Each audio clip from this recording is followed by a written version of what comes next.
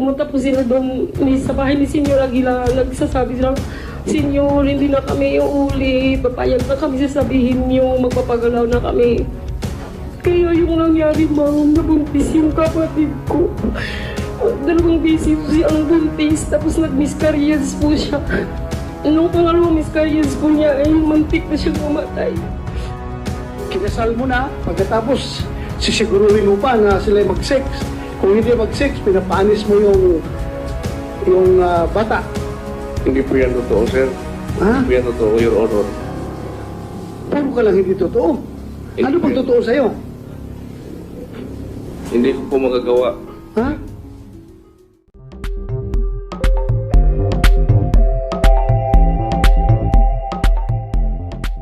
Testigo laban sa kulto sa Socorro, Surigao del Norte, lumantad na. Ibinunyag ng mga testigo ang mga pang-aabuso sa karapatang pantao, ang leader ng kultong Socorro Bayanihan Services o BSBI. Isa si Lovely sa tungstigo at ikinwento ang mga panghahali at pagmamaltrato ni J. Renz Colario, o mas kilala bilang si Senyor Aguila, sa mga menor de edad. Iginiit ni Senador Risa Hontiveros, na sadyang nakakatakot ang kultong ito, dahil handa silang gumamit ng dahas para mapasunod ang mga tao sa komunidad nila. Pwede nyo bang ikwento yung parusang ginawa sa sister nyo na pinalabas sa gate, tapos paluhod na pinalakad papunta sa bahay ni Senyor Aguila? Hello po, Madam Senator. Yung kapatid ko po is minor po. 12 years old po siya. Running 13 po yung ikinasal siya ni Senyor Aguila. Ako mismo witness kasi ako yung kasi yung seremonya para pong kasal, inilalakad yung babae patungo sa lalaki. Tapos naghihintay sa dulo si Senyor Aguila. Yun po mangyayari sa seremonya. Tapos ako po yung sa kabila, sa kapatid ko. Tapos ang kabila ko po yung parents ko, yung mother ko.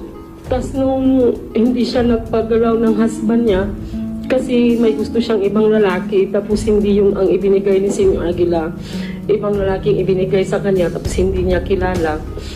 Tapos hindi siya nagpagalaw sa kanyang husband na ibinigay ni Senyor. Pinatawag siya, pinaulit-ulit siyang pinatawag, pinapagalitan ni Janet at ni Rosalie Ahok po.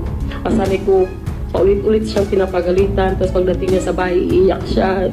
Sabi niya, ayokong gawin yun kasi hindi ko yung maling tao na may pilitan lang ako. Tapos yung mother ko iyak ng iyak. Tapos nangyari yung lahat na ikinasal ni Senyor Aguila na minors po. Binalabas sa gate. Yung malaking gate namin po. Nung unang gate po namin, hindi na ngayon na gate po. Tapos malaki po yung pader, hindi namin makikita yung mga bata kapag hindi kami lalabas. Tapos gaganon po sila, kakalampagin po nila yung gate na papasukin nyo kami kasi gabi at umuulan. Lahat ng bata po ngayon siya nandun sa labas. Saksi po ako kasi yung mother ko hindi yan yung kayanan pumunta sa labas kasi high blood po siya. Tapos sabi ng mother ko, puntahan mo yung kapatid mo kasi nakakaawa. Tapos pumunta po yung sasakyan ni Senyor, sabi niya, patatawarin ko kayo kapag mula sa gate, luluhod kayo papunta sa bahay ko. Tapos magpapromise kayo na magpapagalaw na kayo sa asawa niyo. Kaya po yung nangyari, inopen po yung gate. Lahat ng minors, napakarami po nila, ma'am. Pinagluluhod po sila. Ang dami po nila, ma'am. Nagluhod po sila, tapos yung kung daan is lubak-lubak po, mabato po kasi hindi po simentado. Pumunta po sila doon sa bahay ni Senyor Aguila. Nagsasabi sila, Senyor, hindi na kami uuwi. Papayag na kami sasabihin yung magpapagalaw na kami. Kaya yung nangyari, ma'am, nabuntis yung kapatid ko. 2 beses po siyang buntis, tapos nag-miscarriage po siya. Nung pangalawang miscarriage po niya, ay mantik na siyang mamatay. Na-admit po siya sa aming ospital po. May ospital po kami doon na ang nangangasiwa ay si Senyor Aguila po. How old yung How old yung kapatid mo? Check po, sir. Well, sana siya ngayon. Nandun po sa kapihan. Kapihan. Yes po. Nung una gusto niyang bumaba. Nung bumaba na ako, sir, sabi ko, ate, huwag ka munang bumaba kasi may sakit yung father namin, sir. Wala nang mag-aasikaso sa father natin. Senyor Aguila, bakit gustong-gusto mong mag-sex yung mag-asawa? bata, 12 years old, pipilitin mo makipag-sex sa lalaki na hindi niya kagustuhan. Kinasal mo na, pagkatapos sisiguruhin mo pa na sila mag-sex. Kung hindi mag-sex, pinapanis mo yung bata. Hindi po yan totoo, sir. Ha? Hindi po yan totoo, Your Honor. Paano ka lang hindi totoo? Ano Hindi pag po. totoo sa'yo? Hindi ko po magagawa. Ha? Sigurado ka? Opo, opo. Kasi I don't find it, wala akong nakitang rational behind. Bakit gusto mong mag-sex sila? Ha? Kinasal mo na nga silang sa pilitan, pagkatapos, pinapaloa po pa na mag-sex. That's too much intrusion Hindi po yan into totoo. their personal Hindi po yan lives. totoo, sir. Kahit tanungin natin yung kanyang kapatid. Nasaan yung kapatid niya? Nasa kapihan po. Sa kapihan. Opo. Pwede mo papuntahin dito bukas. Wala akong budget po para... O ako magpamasahe. Opo. Papuntahin dito bukas. Opo. Kaya mo? Opo, opo. Kumsek. Kunin yung pangalan nung... Yung kahit yung kanyang ina. Mr. Chair, please, Mr. Kilario, tigilin niyo ang pagturo ng daliri niyo sa Sorry mga po, sorry po. witnesses Sorry, natin. sorry po. Sorry po. Ah, wala. Opo. Sige. Dili man siya kataha, sir, o may nanay. Ha? Ay apel sir, og isang nanay, sir, kasama para makuhan, ma-imbestigahan. Excuse me, sir. Kaya gusto niyang isama yung mother ko kasi yung kapatid ko pinapagalitan ng mother ko. Sabi ng kapatid ko, ate, kapag hindi ako magsisinungaling, ako kukulitin ako ni mama. Ang hindi sinasabi na ayoko magtalagta talaga sa media, pinipilit ako magsinungaling laban sa'yo. Hindi mo sila kababa kasi yung father ko may sakit, sir. Namatay po nung May 29, inilibing nila, hindi namin pinakita sa amin. Yung kapatid kong lalaki, sabi ko pa, bakit hindi niyo kami nirespeto bilang kapatid? Sabi niya, ayaw ko kasi ni Senyor Aguila na ipalabas yung bangkay ng ama natin ate. Ayaw kayong papakita kasi nag-witness kayong laban sa amin. Kaya ayaw ni Senyor Aguila ipakita yung patay lawas, yung patay ng ama ko, nung dead body po ng ama ko. Inilibing nila, hindi namin alam kung saan, sir. Yung masakit sa amin, sir, bakit kayo ganun? Saan yun nilibing yung tatay niya?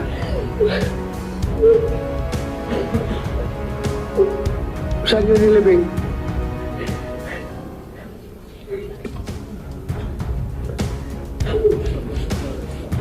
Saan? Sa interior. Sa Namisteryo kayo doon? Opo. Ano ginawa tayo noon? Ah, may sakit sa baga po, sir. Sakit sa baga? Oh. Ano po, sir? Ako, nung bumaba ako, sir, yung pera po na nung inipon ko po, nung bumaba kami, nakatrabaho yung husband ko sa jail po, sir. Pag uwi po niya, may pera po kami. Kasi gusto ng husband ko na mag-trenda kami ng magkupa kami ng bahay kasi yung bahay namin ibininta at yung 40% ibinigay namin ni Senyor Aguila kasi yung pong utos niya para mapakinabangan namin yung bahay kasi lulubog na po ang mundo. Ang titira lang is yung kapihan. Mas mabuti yung ibinta na lang namin yung bahay para mapakinabangan namin. Tapos yung 50% kinukuha mo? Yes po. Binenta ng bahay? Tapos nung bumaba na ako, sir. Sandali lang, sandali. Yes po. Ano, kinukuha mo? Hindi po, sir. Ha? Sino kumuha ng 40%? Sa kanya po mismo. Yung mismong mother ko po, nagbigay din nung ibininta ng lupa namin sa Nueva Estrella po. Binigyan siya po mismo kaharap ng mama ko. Binigay yung 50,000 po. At tapos nung po, ma'am, nung bumaba ako, sinabihin ko yung father ko na gusto mo bang magpagamot? Sabi niya, gusto ko talaga. Kasi matagal akong naging isang anak. Kasi nasundan ako ng kapatid ko, si 3rd college na po, sir. So yung kapatid ko po talaga wish come true ko po na magkapatid ako ng babae. Tapos nung bumaba ako, sabi ko sa father ko, close talaga kami. Alam ng mother namin na nagkabla kong kapatid na lalaki na mahal naman yung father namin kasi mabait po siya kahit kailan hindi kami sinigawan o po. Kaya nung sabi niya gusto kong magpa-opera na may pera ka pa dyan, kababago mo lang bumaba. Sabi ko, gagawin natin yan ng paraan. hanap ako ng pira, makapagamot ka lang. Tapos kinausap ko yung doktor namin doon, si Doc Bimao, na pwede bumang tulungan kami. Sabi niya, sagutin ko lahat ng sa hospital. Yung konsumo na lang po daw kung namin. Tapos kinausap ko yung kapatid ko na magandang kapatid na, Kuya, magpaalam ka kasi nilagi na ibaba mo si tatay. Tapos i-admit natin sa Caraga Regional Hospital. Sabi niya, ayaw ni Senyor Aguilang pumayag kasi magtatagal sa hospital daw, baka magwa 1 week to 2 weeks. Siya na lang daw ang gagamot ng ama ko. Kaya yung pong nasasakit sa akin kasi hindi nila pinaalam sa amin na naghirap na pala yung ama ko, sir. Nabatay na pala. Yun po. Mr. Chair. Yeah, but before Senator Risa, I would like to acknowledge the presence of Senator Tolentino. Thank you, Your Honor, for joining us. Go ahead, Senator Risa. Salamat kaayo, Mr. Chair. Mr. Kilario, saan po nilibing yung ama ni na Lovely? Sa po, sa sementeryo po. Aling sementeryo po? Sa kapihan po, sir. Ma'am Risa. Sa Kapihan? Saan po yung death certificate nila? Nasa iyang mama. Mama ni Lovely. Nandun sa kapihan. Dalhin niyo po bukas. Or Opo, dalhin niyo yung Opo, ready po kami. death certificate na ito. Opo. Sorry po. Yes, yung daliri po ninyo, Mr. Kilario. Sorry po. Ang tindi na ng pinagdusahan ng pamilyang ito at ng lahat ng mga pamilya ng mga batang ito. Please, wag niyo silang Opo. ituturo. Yung kanyang sinasabi po na hindi pinahospital po. Kahit pa tanungin niyo yung kanyang nanay po. Huwag kang magsinungaling kasi ako yung nagpa-hospital ng father ko. Nasa akin po. Lovely. Sagot na lang. Nasa akin po, sir. Share lang po. Sorry po. Nasa akin po, sir. Kaya ano yung sinasabi mo? Ako po yung nagpa-hospital sa kanya. Kasi na one time po, nagsinungaling yung mother ko na magpapalo up po siya ng pension niya po. Kaya sabi niya, hindi po pwedeng iwan yung father ko kasi may sakit na. So isinama niya pababa. Pero ang insight po dun is, pinagamot ko yung papa po ko, pina-check up ko sa health specialist po. Pinatingnan ko yung puso niya, yung baga niya. Kasi yung dati, na-operahan siya sa baga niya, sir. Tapos yung baga niya pinatignan namin. Tapos yung findings ng doktor ko is may po siya, tumor sa baga po. Tapos yung baga niya is po, lupit-pit na. Kaya mahirap na siyang maghinga po. Kaya ang advice mo ng doktor is i-admit ng Caraga. Tapos pagkabukas, pinuntahan sila ng black van ni Senyor Aguila, tapos kinuha yung ama ko, ibanilig sa kapihan. Miss Lovely, yung black van, Sinundo po sila sa barangay Tarot po compound ng Surigao del Norte. Sinundo po sila. Sinundo sa ama. Yes po. At ibinalik po ng kapihan po yung ama ko. Magmula nung hindi ko na nakita. Nung nabilitaan kong inilibing na po yung ama ko. Hindi naman nakita mo.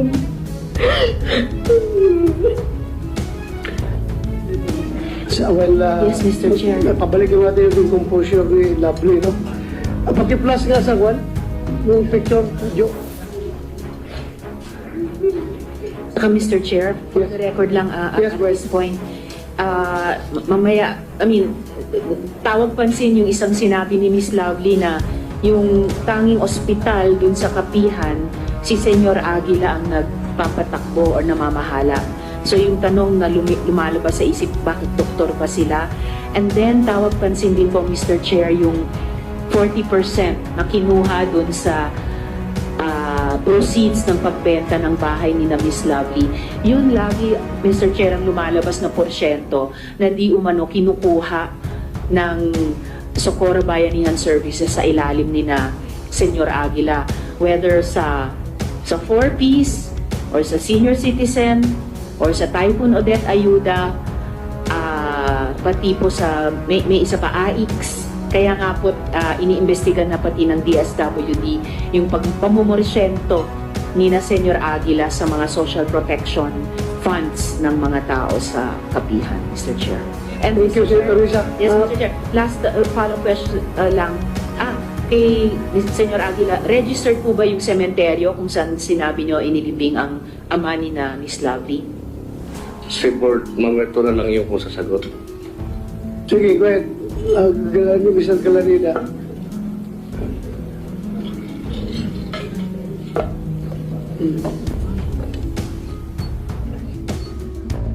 Para sa iba pang karagdagang mga balita ng Senior Buzz, ay mag-comment lamang po, mag-like at mag-share sa video na ito, at huwag po nating kalimutang mag-subscribe sa aming channel. Maraming salamat po sa inyong panonood.